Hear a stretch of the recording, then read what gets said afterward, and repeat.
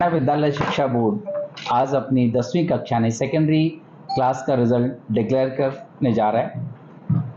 इसके अंदर कुल मिलाकर 2,86,714 कैंडिडेट जो है परीक्षार्थी प्रविष्ट हुए थे, जिनमें से 2,73,015 कैंडिडेट ने सफलता अर्जित की है।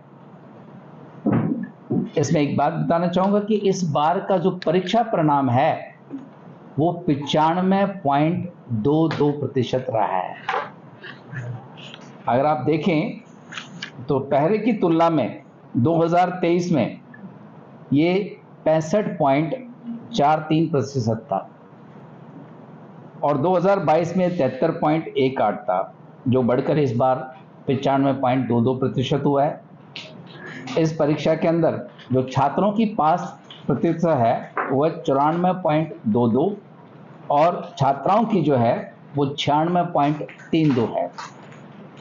इस प्रकार छात्रों से 2.10% जो है पास प्रतिशत ज़्यादा है उनकी।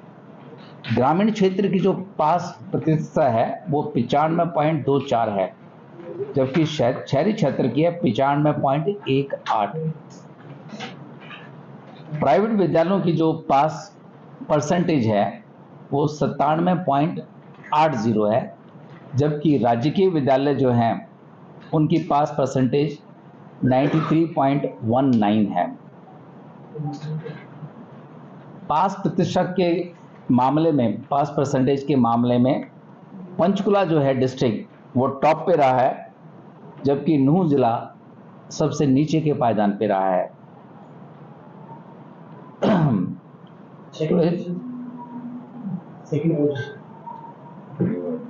डिस्ट्रिक्ट की सेकंड पोजीशन हमने सारे डिस्ट्रिक्ट वाइज आपको दे रखी है, उसके अंदर आप जनरली पता कर सकते हैं, हमारी वेबसाइट पे आपको मिल जाएगी।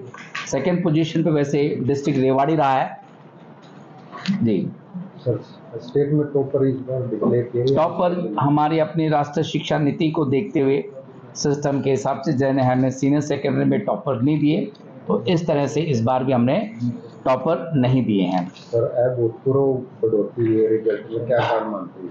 देखिए, हमने इस बार जो पास परसेंटेज है, जब पास फॉर्मूला जो है उसको हमने इंटरनल असेसमेंट और थ्योरी के मार्क्स को कंबाइन करके रिजल्ट डिक्लेयर किया है। ये सीबीएसई के तर्ज पे यह फॉर्मूला हमने अपनाया था और इस वजह से हमारी पास परसेंटेज बढ़ी है। दूसरा, इवन जो हमने प्रश्न पत्र थे उनका जो सिस्टम है वो भी बदला। उसके अंदर 96% जो क्वेश्चंस थे वो एक जैसे थे और जो कॉम्पिटेंसी बेस्ड क्वेश्चंस थे, सर्वे बेस्ड क्वेश्चंस थे, वो भी बढ़े, जिसकी वजह से ऑब्जेक्टिव टाइप्स होने के नाते बच्चों को सटीक जवाब देने में आसानी हुई और जिसकी वजह से पास प्रतिशत बढ़ी है। जहाँ तक रिजल्ट का रहा, मैं आपको बताना चाहूँगा कि 2022 में ये हमने 58 दिन में रिजल्ट, जो लास्ट परीक्षा थी उसके 58 दिनों में दिया था, 2023 में 52 में, और इस बार मात्र 39 डेज में हमने रिजल्ट डिक्लेयर किया है और इसके अंदर पास परसेंटेज आप सबके सामने है। नॉमेनक्लेचर है उसको बदला है। नॉमेनक्लेचर यानी हमने फेल शब्द का उपयोग नहीं किया है, तो सभी छात्र हैं इस बात को साथ समझ ले। जहाँ पर जिसने पास कर लिया है उसे पास लिखने के बजाय हमने लिखा क्वालिफाइड।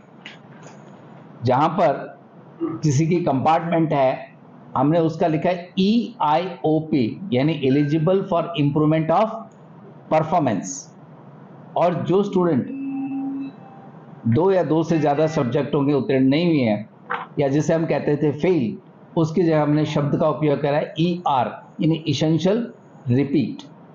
तो ये नॉमेनक्लेचर रहेगा। जिन बच्चों ने परीक्षाएं पास कर ली है, मैं उन सब के, उनके अभिभावकों को, छात्रों को बहुत बहुत बधाई और शुभकामनाएं देता हूं कि जीवन में आगे बढ़े।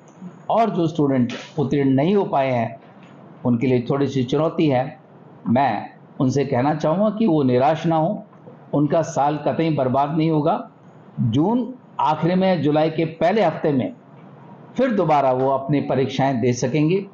और अपना साल भी वो बचा सकते हैं। इसलिए पूरी लगन से मेहनत करके परीक्षाएं दोबारा दें। सभी स्टूडेंट आज से 20 दिन के अंदर अंदर अपने जो पुनर्जांच के लिए जिनको संतुष्टि नहीं है वो अप्लाई कर सकते हैं।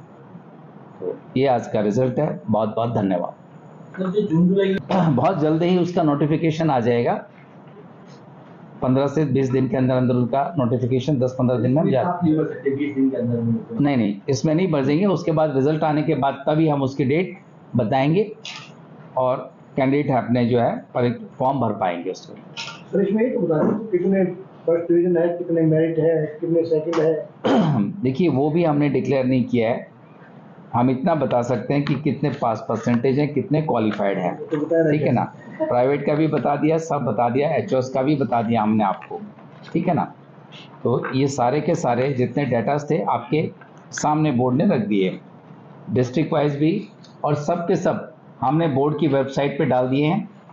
तो मीडिया को अगर जितनी भी जानकारी चाहिए बोर्ड की वेबसाइट से वो सब मिल जाएगी। देखिए पास परसेंट तो बात कहना चाहूँगा, बच्चे जो मेरिटोरियस है वो भी उसी तरह से आगे बढ़ेंगे। आपकी सिर्फ इतना है कि जो बच्चे मार्जिनली रह जाते थे, इस पास फॉर्मूला से उन बच्चों को मदद मिली है। डिफिकल्टी लेवल क्वेश्चन पेपर का बढ़ा है। जो बच्चे मेरिटोरियस थे वही मेरिट में आए हैं। नहीं एक पहले मतलब पेरेंट्स भी दबाव देते थे बेटा पढ़ ले नहीं तो फेल हो जाएगा जी। अब वो चीज खत्म हो जाएगी। वो बच्चे क्यों पढ़ेंगे सर जब उनको ये पता है कि देखिए fail तो होना ही नहीं है। एक बात मैं कहना चाहूँगा, उद्देश्य किसी बोर्ड का भी फेल करने पर नहीं होना चाहिए। हमेशा ये है कि बंद घड़ी भी 2 बार सही समय दिखाती है, और दुनिया में कोई बच्चा नकारा नहीं है। हो सकता है हम सबकी क्षमताएं अलग अलग हैं, हम सब बच्चों को एकेडमिक एक्सेलेंस पर नापते हैं। बात तो यह है कि हम सब अपने आप में भिन्न हैं, अलग हैं। किसी का फिंगरप्रिंट किसी से नहीं मिलता, किसी के आइरिस किसी से नहीं मिलती। तो बात तो कई बार ये हो जाती है सर वो एक मोटिवेशन का भी तरीका रहता है, बेटा पढ़ेगा तो थोड़ा कर जाएगा, पास हो जाएगा, नहीं तो उसको मन नहीं आता है मैं पढ़ूंगा तो ही पास होऊंगा। यही मैं आपकी बात को दोहराता हूँ, बड़ी करता हूँ। देखिए पास होना एक बात है और ऊंचाइयों को छूना परीक्षा में वो दूसरी बात है।